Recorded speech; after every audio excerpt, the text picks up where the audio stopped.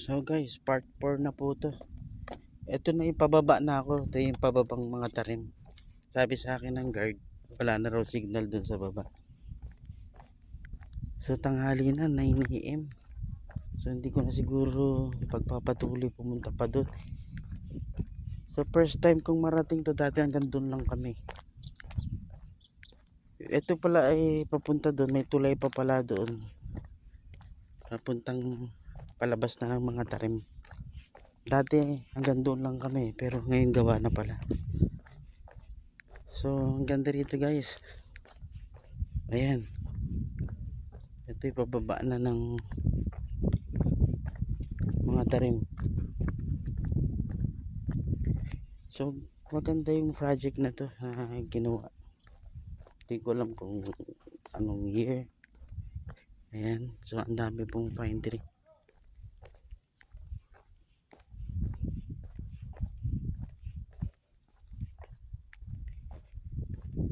Maganda sana mag picture dun, pero bawal pala dun sa ano, kaya nahinto tayo, pinaputol yung nakat yung video ko dun sa bandang mataas-taas din. Yun ang pinaka ano, kaso bawal daw mag picture o mag video, mag vlog.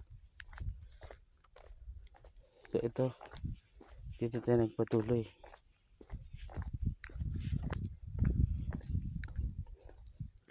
Ito po ay pababa ng mga tarim mga guys.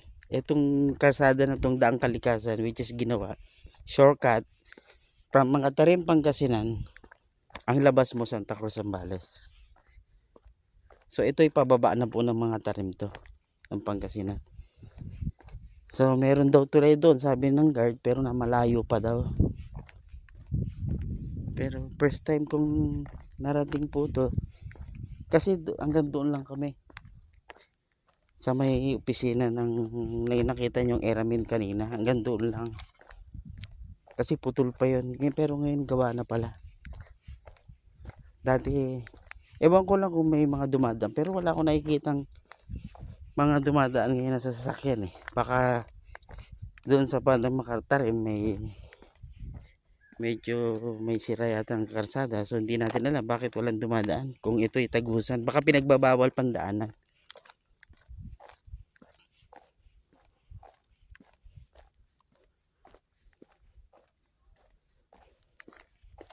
So yun guys,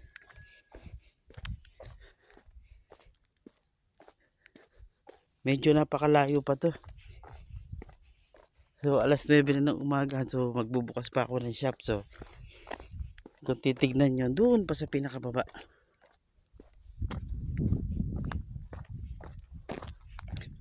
Baka baka yung si Swain doon, yung bike natin eh, pagbalik natin eh, wala pa naman lock yun.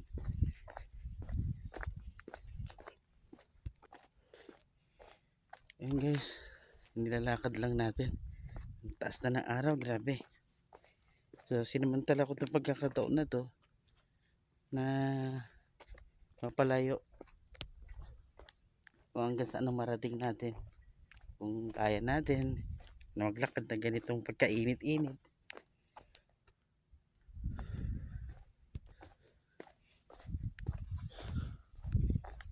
Sana ay nag-enjoy kayo mga guys, mga sir, mga ma'am, mga lodi sa na view nating Daang Kalikasan Road. Isang shortcuts ng pagpupunta po kayo Santa Cruz, Zambales sa mga Tarim Road. And yan, dadaan dito po ang labas nyo, Daang Kalikasan. Ang labas po nito ay Santa Cruz, Zambales.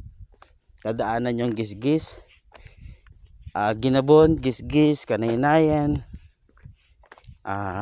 Bangkol, hanggang sa makarating na kayo sa main road ng Santa Cruz, Zambales. So hanggang doon pa ito mga guys.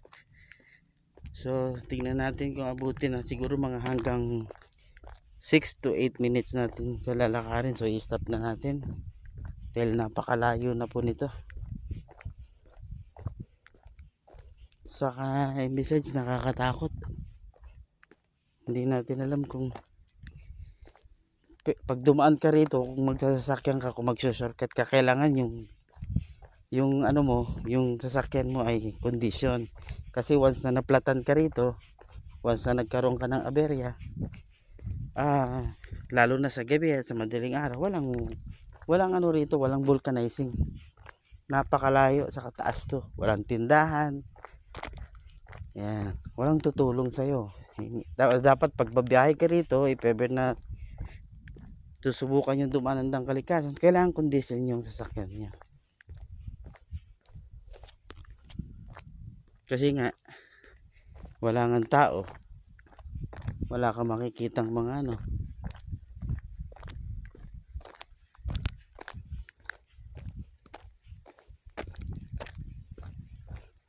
So ayan guys. So hanggang dito na lang tayo mga guys, mga sir, mga lodi. So stop ko na muna. So malayo pa yun eh. Gusto ko sanang marating yung tulay, kaso lang tanghali na po tayo. So mas maiging bumalik na po tayo. Yan, pabalik na tayo guys. At hinihingal ako.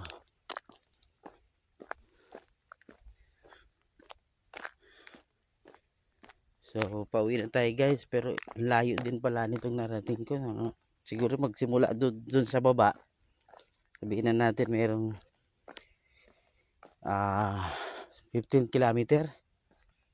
Ayan, ni-stop ko lang yung video dahil meron palang portion na bawal daw mag-picture, bawal daw mag-ano, kasi private property na.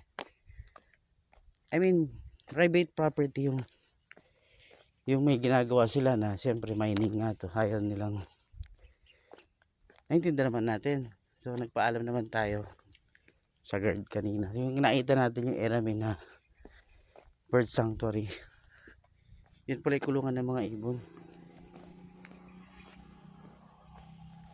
So guys, hanggang dito na lang. Maraming po salamat sa pagsama nyo sa akin para makita natin ang daang kalikasan. Ayun, may motor. God bless po sa inyong lahat. Isang mapagpalang Saturday sa lahat. Keep safe everyone. God bless you all. Ito po si Robert Tribor. Please subscribe my YouTube channel. Maraming salamat. God is good all the time.